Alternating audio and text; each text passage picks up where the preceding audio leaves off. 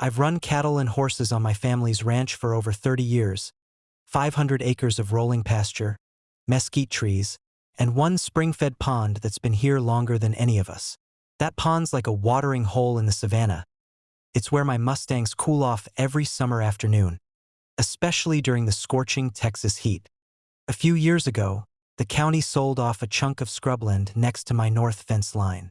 A developer turned it into an upscale ranch estates neighborhood, big houses on tiny lots, all fenced with white vinyl and governed by a homeowners association that thinks it owns everything the sun touches.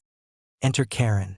Her real name's Susan, but around here, she earned the nickname Karen the moment she installed cameras pointing at my pasture and started emailing me about livestock odors drifting over the fence. Last month, we had an early heat wave. My horses were hot, so like clockwork, they wandered down to the pond to wade in and splash around. It's good for them. The cool water keeps them calm and healthy. Next thing I know, my ranch hand Ben radios me, "Hey boss, there's a woman screaming at the horses by the pond. Says they're not allowed to swim here." I thought he was joking, but nope.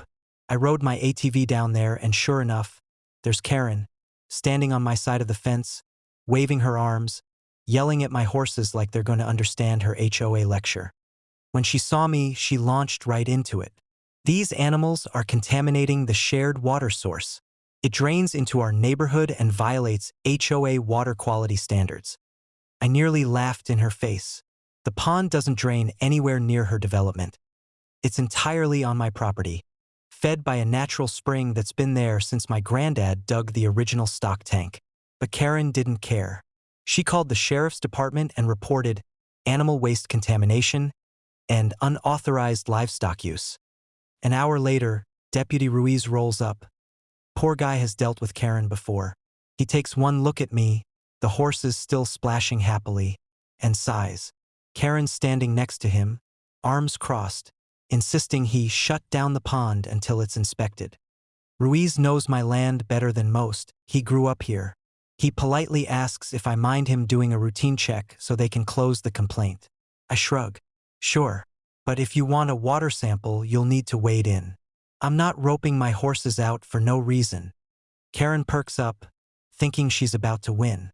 She says, "I'll prove it's contaminated myself," probably picturing herself getting me fined or something. So Ruiz hands her a sample jar and says, "Ma'am, if you're making the claim, you'll need to collect the sample." Her face drops. She thought the deputies would just issue me a citation. Instead, she's standing there in designer sandals, staring at a pond full of mud, algae, and several curious horses.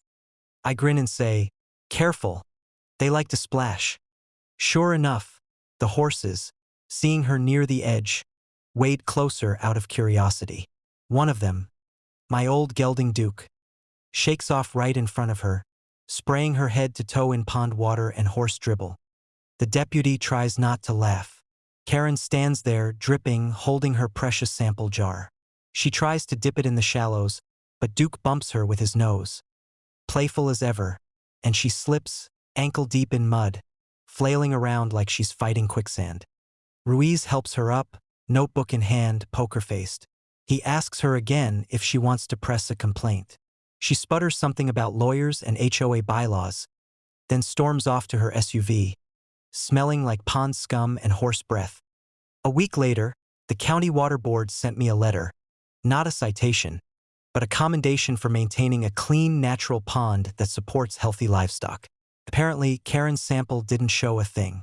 No contamination, no violation, nothing. Now, every time my horses wander down for a swim, I make sure to wave at Karen's security cameras. Duke, for his part, still stands by the bank, just in case she wants to come say hi again.